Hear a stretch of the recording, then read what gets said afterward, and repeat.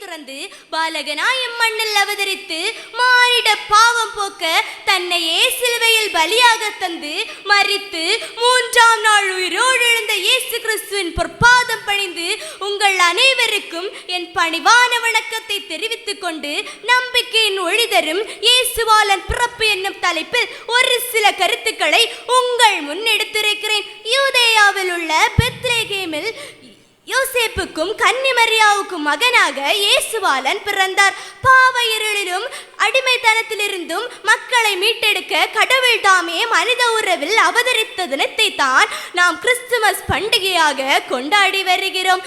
காரிருள் வாழ்ந்த மக்கள் பேரொளியை கண்டனர் என்று பரிசுத்த வேதாகமத்தில் இயேசுவின் பிறப்பை குறித்து எரேமியா தீர்க்கதரிசி முன்குறித்துள்ளார். இருள் என்பது துன்பத்தையும் ஒளி என்பது மகிழ்ச்சியையும் குறைக்கிறது. நானே ஒளி என்றார் இயேசுபாலன். இறைமகன் இயேசுவின் பிறப்பானது ஒரு ஒளியின் வருகையே. ஆம், அந்த ஒளியின் வருகை பற்றி கூறும்போது வானிலிருந்து ஒரு நட்சத்திரம் தோன்றி இயேசுவை சுட்டிக்காட்டியது. பிற இன மக்களை பாவத்தில் விடுவிக்கவே இயேசு இந்த மண்ணில் அவதரித்தார். இயேசுவின் பிறப்பு செய்தியானது ஏழ்மையான இடையர்களுக்கு அறிவிக்கப்பட்ட போது அவர்கள் அடைந்த மகிழ்ச்சிக்கு எல்லையே இல்லை.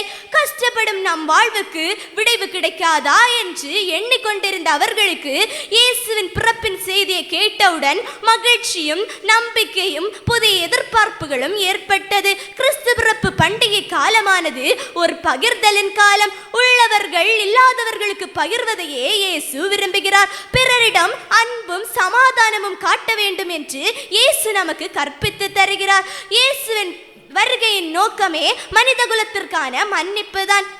நாம் பிறரை மன்னிக்க இயேசு நமக்கு கற்றுத் தருகிறார். அப்போதுதான் உறவின் பூக்கள் மலரும். இன்றைக்கு கிறிஸ்து பிறப்பு பண்டிகையானது பெரும்பாலும் அடையாளங்களை விஸ்வரூபப்படுத்தியும் அர்த்தங்களை வலுவிளக்கவும் செய்கிறது. குடல்களை மாளிகையாக்கி மாளிகையை வெறுத்த மாபரனை பகட்டின் பக்கங்களில் படுக்க செய்கிறது. நட்சத்திரங்களும் கிறிஸ்துமஸ் மரங்களும் புடைசூழ கந்தையில் பிறந்த இயேசுவை கரன்சியில் பிறக்க செய்வதா கிறிஸ்து பிறப்பு. உண்மையிலேயே கிறிஸ்து பிறப்பின் செய்தி என்னவென்றால், நாம் நம்முடைய குற்றங்களை வெறுத்து இயேசுவை சொந்த இரட்சகராக ஏற்றுக்கொள்ள வேண்டும். கிறிஸ்துவானவர் நமக்கு பணிவின் அடையாளமாக இருக்கிறார். தந்தையிடமிருந்து வந்தவர் கந்தையிடம் தஞ்சமானார். ஆண்டவனாய் வாழ்ந்தவர் ஆட்டிடையே அடைக்கலமானார்.